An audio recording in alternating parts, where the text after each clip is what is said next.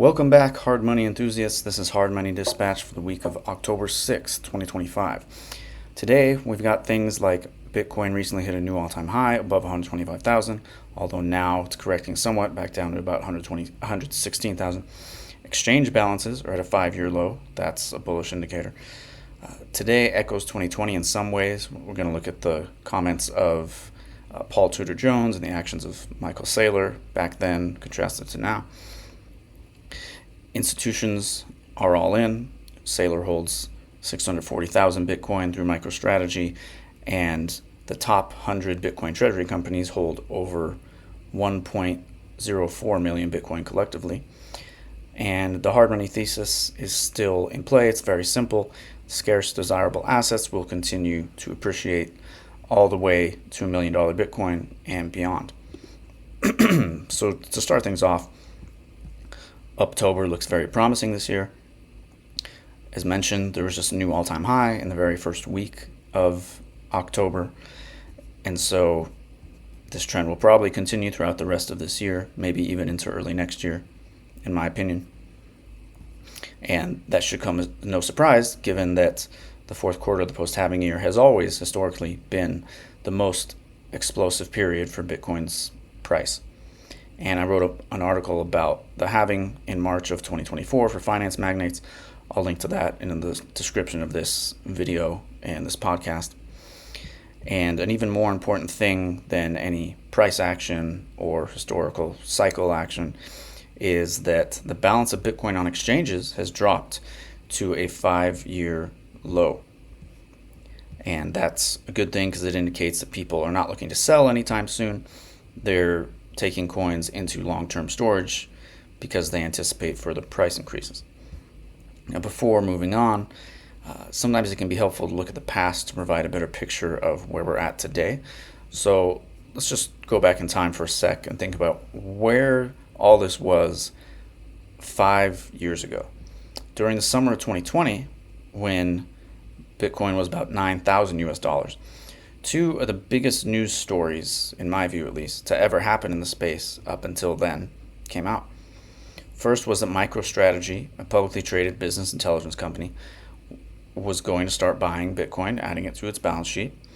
And the second was that Paul Tudor Jones, a famous billionaire investor, hedge fund manager, appeared on mainstream financial news and said that a great monetary inflation was coming and that investors should want to be on the fastest horse in the race, which, in his opinion, is Bitcoin.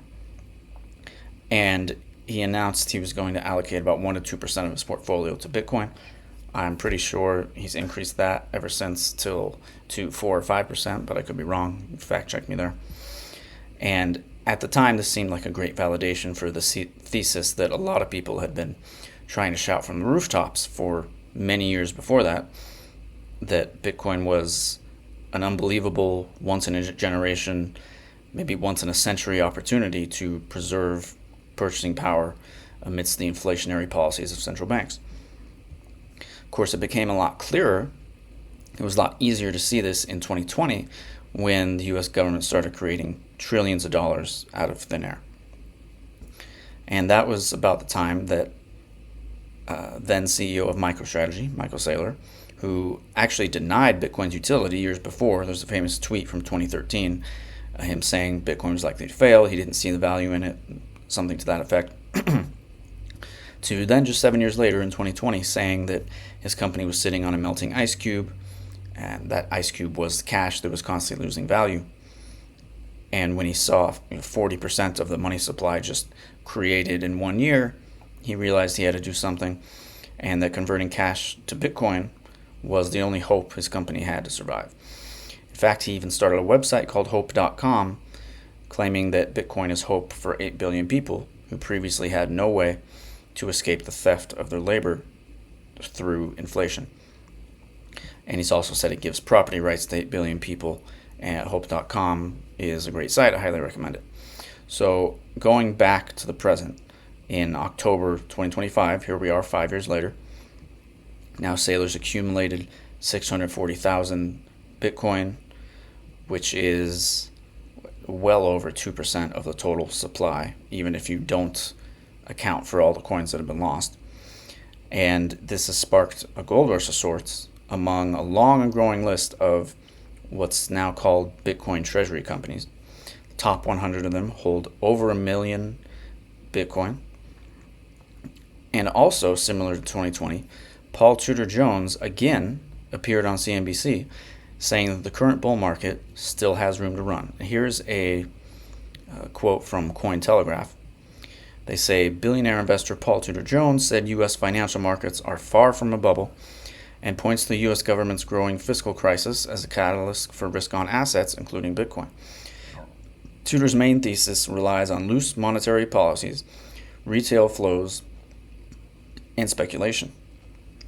That's interesting considering retail hasn't really participated yet from everything I've seen. You can look this up. There's a lot of data out there showing that, especially for Bitcoin, retail investors are nowhere to be seen for the most part. They're pretty late to the party, but typically, at least in the stock market, I'm not so sure about Bitcoin and crypto markets, but in stocks, when retail starts piling in, that's typically an indication of the top.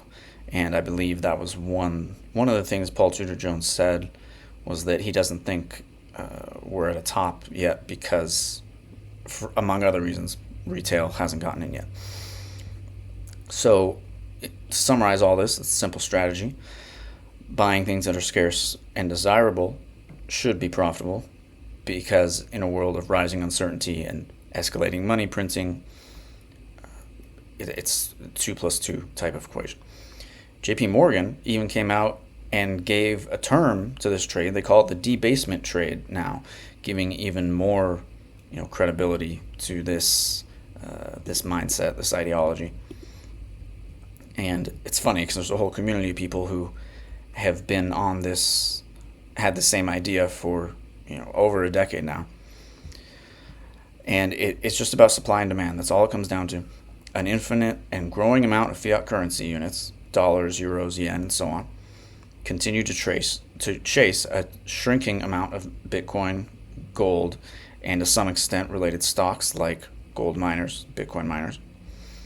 That those are a way to kind of speculate and try to get leveraged gains on the underlying asset, so to speak. And this imbalance leads to rising prices in the scarce and desirable assets. Put differently, prices continue to fall in Bitcoin terms. And there's a great graphic out there by Bitcoin Magazine that illustrates this dramatic decline in housing prices as measured in Bitcoin. 2017, the average price of a house was about 340,000 US dollars, which was about 24 Bitcoin. In 2021, the average price was about 414,000, which was 9 Bitcoin. And today in 2025, the average price is about 411,000, and that's equivalent to about 3 Bitcoin. So to close, I'd like to say that in my opinion, no one today is too late to Bitcoin. It's never too late. I've said in an interview with I-24 News back in 2023, when the anchor asked me, is it a good time to buy? And I said, in my opinion, it's always a good time to buy. I think the price of Bitcoin was like 35,000 around that time, maybe even less. And I still hold true to that. That's always my answer when people always ask me that. Is now a good time? Is now a good time? I say it's always a good time. You're never too late, because there's still a lot of money printing. The world's only going to get more uncertain. Central banks are going to have to print more. And even that aside, it's just great to have some control over your own value and wealth and currency, to be able to hold it in a way that's unconfiscatable, be able to spend it as you wish anywhere in the world for very low cost and very fast. So just want to make clear that the value of Bitcoin is not simply monetary. It's also freedom and sovereignty oriented. And I actually have a free report on that, on the 3 monetary problems that Bitcoin solves in a way that nothing else has, nothing else can. And I'll link to that in the description too, if you want to download that free report. And going back to the price, the opportunity to front run Wall Street may have passed in January 2024 when the first Bitcoin ETFs were approved. But as of today, the price of Bitcoin has only roughly tripled since then in US dollars, which is not really that big a move by Bitcoin standards. So all odds are that there's still a lot of room to run. And Bitcoin's currently the 7th largest asset in the world. It will one day be the largest asset. There's no way it won't, because to go from 0 to 7th largest asset in only 16 and a half years or so, that's unbelievable. And it will definitely be less than 16, 17 years before it hits number one. Michael Saylor said he thinks it'll happen in the next 48 months. I think that was about 6 months ago. So he's talking less than 4 years. I don't know. I think that's a little bit optimistic. I don't know if it's going to happen that fast, but it is guaranteed to happen eventually. And that would mean that Bitcoin will eclipse gold's market cap of over 20 trillion, because Bitcoin's not only a superior store of value with a fixed supply limit, also a much better medium of exchange. And that implies a price of over $1 million US per Bitcoin. And even beyond that point, there's hundreds of trillions worth of financial capital in the world, and a lot more than that in debt. And a significant portion of that capital will eventually find its way into Bitcoin as more and more people begin to understand this hard money thesis that I've just described. So something to keep in mind going forward. I thank you for sticking with me. If you made it this far, don't forget to like and subscribe, and check out the links in the description, and I will see you next time.